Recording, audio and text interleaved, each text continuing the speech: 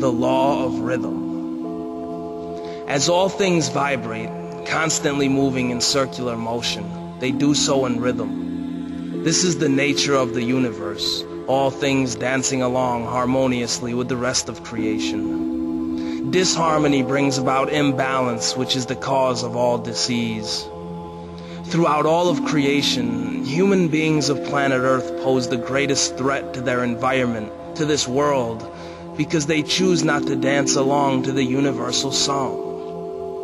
Humans have all but completely abandoned nature and have forgotten their roots. Long before humanity became so civilized and indeed lost in their civilization, they were very much an integral part of nature. All is one, and all things are connected, including the ecosystem of Earth, where all life forms need all others for their own survival. Humans must stop interrupting the natural cycles of creation and cease from destroying the natural habitats of the Earth's precious creatures. They must return to living harmoniously with the rest of the world in order to resurrect the now fallen spirit of the Earth and bring her back into harmony with the cosmos. Humans have become as a disease on planet Earth, cancer cells within a living sentient organism, for they have lost their rhythm and have begun to live off-beat, as it were. And yet, is it not when you find your rhythm that you escape the chaos which brings about anxiety and depression? Is it not in those times when you just close your eyes and dance to the music, forgetting the world for that moment, that you feel at peace with yourself and all that is around you, happy to be alive? For this is how the connections are established. This is the way back to the oneness that you are very much entitled to experiencing. It is the natural joy that all may feel and experience as they dance through life, moving in harmony with the universe. If we were to take humanity out of the picture, along with all that comes with it, and then take a look at the rest of the natural world, all would be peace. The natural world above and below is marked by rhythm, which establishes all of the cycles and seasons and the bodily functions of all creatures, the ebb and flow of the tides, the comings and goings of daylight and nightfall. All of this is essential to the life-giving and life-sustaining processes. If we were to then add the harmonious human being back into the equation with a new knowledge of self and of creation, we would find that humanity would no longer be the same limited beings they once were, for they would be as gods with the ability to anchor heaven on earth. In this way, by rediscovering your rhythm, shall human beings begin to tap into their hidden abilities and innate faculties that you were unaware were ever present within your being, awaiting the moment when they would be activated. For these untapped potentials are the magical qualities of every human being which arise from the connections you share with the earth and with the heavens. In order to re-establish these connections, you must find your rhythm and learn to dance along to the universal song and return to the oneness where you shall find that nothing is too far out of reach for you to grasp.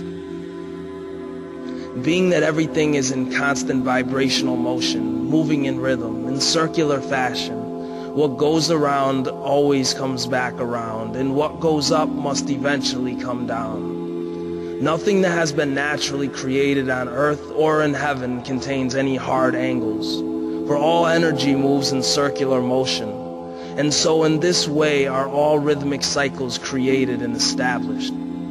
The seasons come around during the same time of year each year, just as the sun rises and sets around the same time each day. So too in this fashion does the fabric of time move. Time moves in a circle, for linear time simply marks beginnings and endings, and yet time itself is a bit of an illusion. Eternity is the underlying reality, which has no beginning and no end. Linear time is a kind of measurement, marking the natural cycles and seasons which allow for keeping track of the greater rhythms, such as the grand cycles that mark the out-breath and the in-breath of God.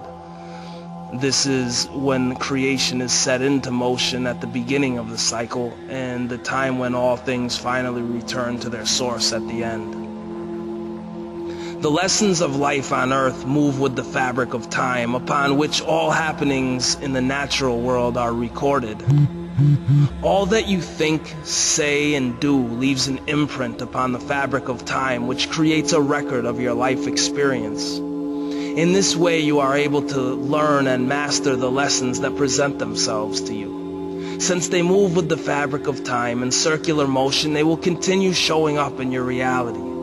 Indeed, you shall continue to experience the same sets of circumstances over and over again until you've come to master the lessons contained within them and around which the circumstances are formed. When it seems that you are going through the same sort of things with the same or with different people, causing the same emotions to continually resurface, that is simply because the lesson has not yet been learned. When it seems that you are going through the same sort of things with the same or with different people, causing the same emotions to continually resurface, that is simply because the lesson has not yet been learned. When one is unaware of this, it can very much lead to a kind of insanity, which can only be broken out of when one begins reacting differently to their circumstances, which will produce different results in their outer world. The reality of it is that when you pass from physical life upon the death of the body before the lessons are learned, you must work through these lessons even in death and continue returning to earth, incarnating over and over again until you are successful or until the end of the grand cycle, whichever comes first. For God, being most merciful, does not give you one chance to meet his high expectations in a world that offers very little guidance, and then wills for you to burn in a fiery hell when you are unsuccessful. For one's hell is of one's own creation. The nature of time being circular gives you many opportunities to overcome these obstacles that present themselves over and over again in your reality. However, if you are unaware of this fact of life, it is easy to write it off as being down on your luck or even thinking that the world is somehow out to get you, yet this is not the case. There are those who will try to convince you that the cycle of death and rebirth does not exist, and yet Buddha and others have done well to present and explain this fact of life. Some will say that it cannot be so since they cannot remember their past lives beyond this current one. And yet I tell you that not only can those same ones hardly remember the details of their childhood, let alone anything beyond it, there is also a veil in place between the right and left hemispheres of the brain which causes you to become divided, inhibiting your long-term memory and your ability to see the greater reality. For the right hemisphere is associated with the spiritual world, while the left is associated with the physical world. And yet when one becomes undivided and whole, the two hemispheres begin to reconnect, along with your spiritual and physical nature and the conscious and subconscious parts of your mind.